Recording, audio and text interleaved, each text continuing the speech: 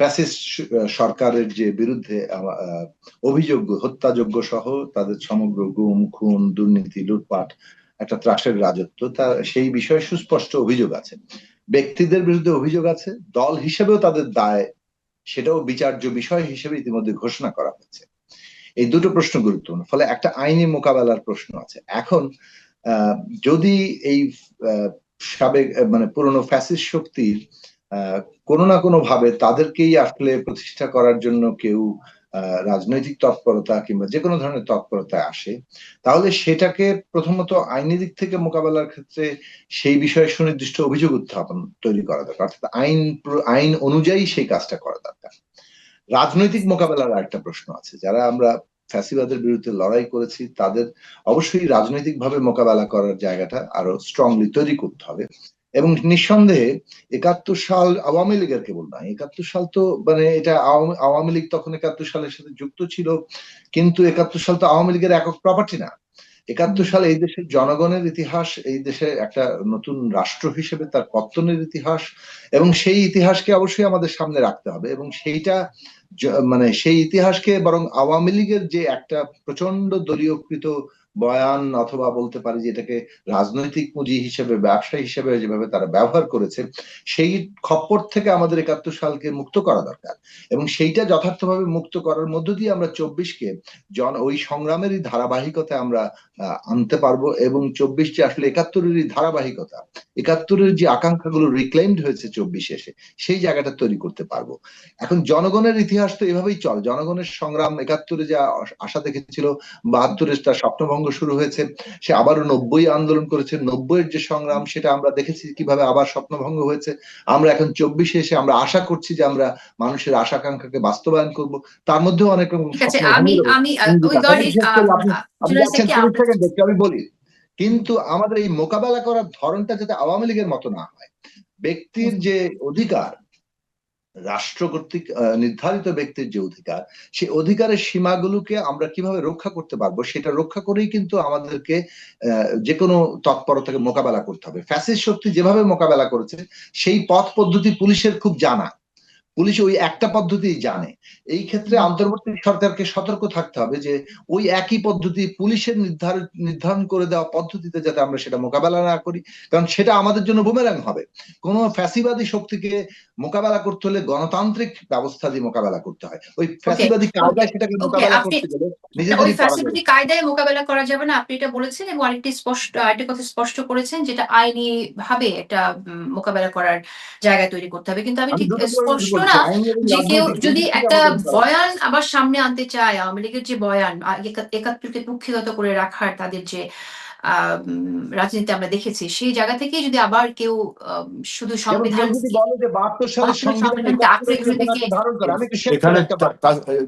এখানে একটা নৈতিক বক্তব্য আছে, কিন্তু একটু দাঁড়ান, কেউ যদি মনে করে যে ৭২ সালের সংবিধান ৭১-এর চেতনাকে পুরোপুরি ধারণ করে, সেটা সঠিক নয়। ৭২ সালের যে সাংবিধানিক ক্ষমতা কাঠামো, সেটা ৭১ সালের যে আশাকাঙ্ক্ষা তার বিপরীতে গিয়েছে। ফলে এই আর্গুমেন্ট আমাদেরকে সে জায়গায় যেতে হবে। তো ফলে বললেন তো হলো না। ৭১ সালের যে চৈতন্য, ৭১ সালের যে মানুষের আশা, সেখানে যে স্বাধীন নাগরিকের প্রশ্ন, রিপাবলিকের প্রশ্ন, জনগণের হাতে ক্ষমতার কেন্দ্র থাকবে, উল্টো ব্যবস্থা হয়েছে, ক্ষমতার কেন্দ্র নিয়ে হয়েছে একজন ব্যক্তির হাতে এবং তার হাতে প্রভুত্ব তৈরি করা হয়েছে। ফলে এই বয়ান কে কিভাবে দিচ্ছে সেটা হচ্ছে প্রশ্ন। ৭১ সালকে ব্যবহার করে কেউ করছে কিনা, সেটা আইনি এবং রাজনৈতিক দুই দিক থেকে আমাদের মোকাবেলা করা দরকার। কিন্তু আইনি মোকাবেলাটা অবশ্যই ফ্যাসিবাদী কায়দায় নয়, সেই সতর্কতার জায়গাটা জরুরি। আমি একটু কথা বলি, এটা একটা নৈতিক দিক আছে। দেখেন, যখন আপনি শেখ হাসিনার বয়ানকে জায়েজ করেন, তাহলে কিন্তু আপনি প্রকারান্তরে গণ অভ্যুত্থানকে অস্বীকার করছেন। এখন যারা গণ অভ্যুত্থানকে অস্বীকার করবে, হাসিনার বয়ানকে জায়েজ করবে, তাদেরকে আপনি আইনি বা রাজনৈতিক কায়দায় কি মোকাবেলা করবেন? যদি এখন ৭১ সালের পরাজিত শক্তিরা বলে যে পাকিস্তান ভালো ছিল বাংলাদেশ থেকে, তখন তাকে আপনি কি আইনি কায়দায় মোকাবেলা করবেন না রাজনৈতিক কায়দায় মোকাবেলা করবেন? এই একই জিনিস, কিন্তু দুইটাই তো নৈতিকতার প্রশ্ন। অস্থিতিশীলতা তৈরি করতে চায়, জাস্ট এক মিনিট, কেউ যদি একটা রাজনৈতিক অস্থিতিশীলতা তৈরি করতে চায়, তার বিরুদ্ধে সুনির্দিষ্ট আইনি অভিযোগ উত্থাপন করা যায় এবং সেই অনুযায়ী ব্যবস্থা নিতে হবে। যে কোনো পলিটিক্যাল বিষয়, যে কোনো সিদ্ধান্ত, যে কোনো প্রস্তাবনা, তার তো একটা কনটেক্সট থাকে। মানে কনটেক্সটের বাইরে তো কিছু ঘটে না। তো আমরা যে কনটেক্সটে আছি সেই কনটেক্সটের মধ্যে কিন্তু রাজনৈতিক সিদ্ধান্তগুলোকে আমাদের বিবেচনা করতে হবে। আপনি খেয়াল করে দেখবেন যে 15ই আগস্টে শেখ হাসিনা বলেছেন যে এই গত 15ই আগস্টে তিনি এখনো বাংলাদেশের প্রধানমন্ত্রী। অর্থাৎ এই যে জায়গাটা আছে, ফলে নির্বাচন বাধাগ্রস্ত হলে মানে এই এই পুরো বিষয়টার কার স্বার্থ কিংবা কে বেশি এটা চাইবে এটা পরিষ্কার। এটা শেখ হাসিনা এবং তার পারিষদরা এটা চাইবে। অন্যদিকে আজকে একটা খবর দেখলাম যে তফসিলের আগে আগে তারা একটা বেশ নাশকতা এবং ইত্যাদি করার একটা পায়তারা করছে। তার মানে হচ্ছে যে সেখানেও আসলে একটা এটাকে ডিসরাপ্ট করা কিংবা নানা ধরনের শর্ট সার্কিটের চেষ্টা করা এগুলো তারা করবে। তাহলে এই জায়গাটা আমাদের খেয়াল রাখা দরকার এবং এই কাজগুলো যে তাদের মুরব্বীদের কোনো পেট্রোনাইজেশন ছাড়া এমনি এমনি হচ্ছে সেটাও ভাবার কোনো সুযোগ নেই। ফলে আমাদেরকে এই কনটেক্সটটা একটা হিসেবে রাখা দরকার। দ্বিতীয়ত হচ্ছে নির্বাচনের বিকল্পটা কি? আপনি বাংলাদেশের একটা গণতান্ত্রিক উত্তরণের জন্য মানে যে সংস্কারের আমরা কথা বলছি এই সংস্কারটাকে আপনাকে স্থায়িত্ব দিতে হলে টেকাতে হলে এটা কিন্তু আপনার জনগণের অভিপ্রায় উইল হিসেবে জনগণের দ্বারা এটাকে মানে সিদ্ধ করতে হবে। জনগণই একমাত্র এটাকে তার ইচ্ছা এবং অভিপ্রায় হিসেবে এটাকে মানে স্থায়িত্ব দিতে পারে। সেই কারণে নির্বাচনই তো সেটার মধ্যে দিয়ে একটা ইয়ের জায়গা। এখন এখানে দুটো প্রশ্ন নিশ্চয়ই, দুটো না তিনটা প্রশ্ন যুক্ত আছে। প্রথম দুটো একই বিষয়, সেটা হচ্ছে যে জুলাই যে সনদ কিংবা জাতীয় সনদ যেটা আমরা তৈরি করছি সেটা প্রথমত বিদ্যমান সংবিধানের একটা মৌলিক সংস্কার। এই সংস্কারের ক্ষেত্রে আমাদের চাওয়াটা হচ্ছে যে এই সংস্কারটা কিভাবে বাস্তবায়ন হবে, এক। দুই হচ্ছে যে এর আইনি ভিত্তিটা কি। আইনি ভিত্তি কিন্তু দেয়া সম্ভব এবং এই আইনি ভিত্তি প্রসঙ্গে আমরা প্রস্তাবনা তুলছি এবং আমরা আগামী যে এই বিষয়ে ঐকমত্য কমিশনের বৈঠক আছে সেখানে আমরা তুলব যে একটা আইনি বাধ্যবাধকতা থাকা দরকার যে আগামী সংসদ এইটাকে বাস্তবায়ন করতে বাধ্য থাকবে। এইটা হলো 1 নম্বর। 2 নম্বর হচ্ছে যে বাস্তবায়ন পদ্ধতির জায়গাতে বিভিন্ন রকম প্রস্তাবনা আছে।